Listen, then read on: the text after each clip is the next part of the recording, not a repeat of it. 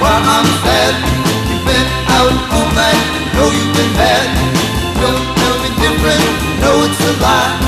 Come to me, honey, see how I cry. Welcome to the Recovery Show with Bernie Z, that's me. Today I'd like to talk about Step 8. Made a list of all persons we had harmed and became willing to make amends to them all. For an addict, that's a difficult thing to do because that list continually changes.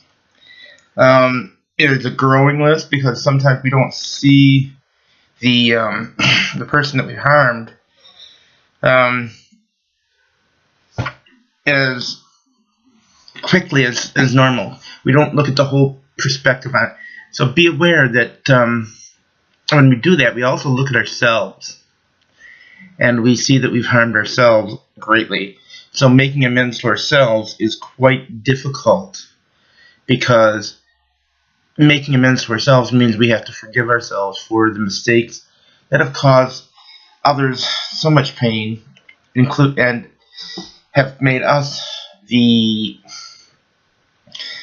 epitome of self-deprivation in that. And the sad thing is that we have to remember that you can't always make amends to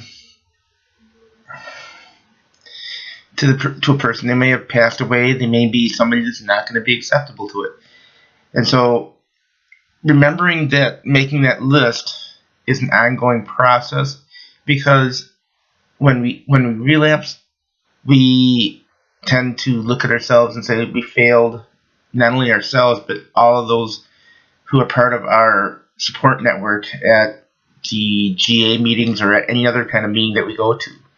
So remember that making a list of those people is a long and continual process. It's not something that you're going to make a list once and be done. For instance, let's say early on you realize that you hurt yourself, you hurt family members, you hurt co-workers, these things.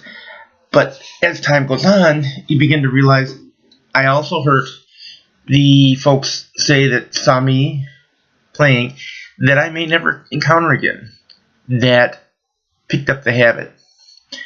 I can realize that I may have been a catalyst. That's one of the things I looked at early on in my recovery, is that I had hurt people that I may never know who they are.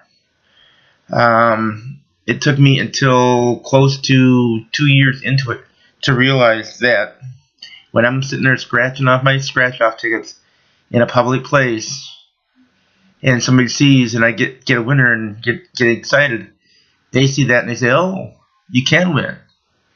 And they may see me there regularly. They may come in as a regular customer, because I did it at my workplace after shift. Couldn't do it during shift, but I could do it after shift. And sitting, they had an area where you could sit to have your ice cream or any of the amenities of snack foods that were there. And I really did sit there after work for 2 hours at times just to avoid going home, which means I was hurting my spouse, who's no longer my spouse now.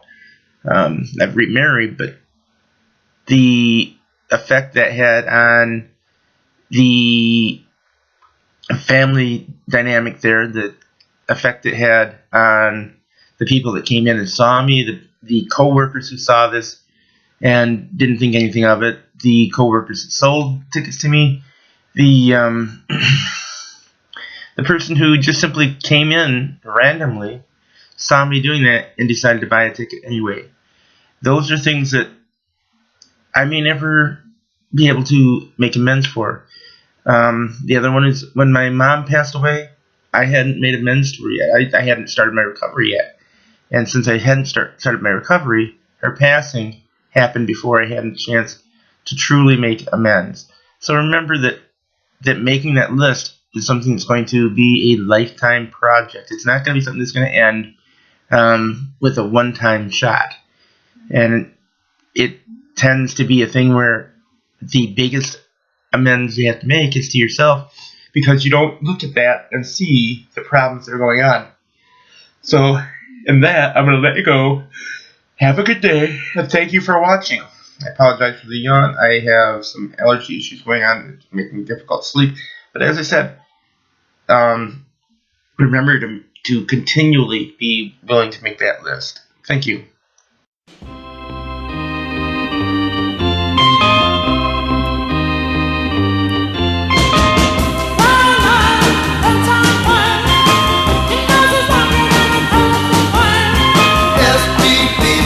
While I'm sad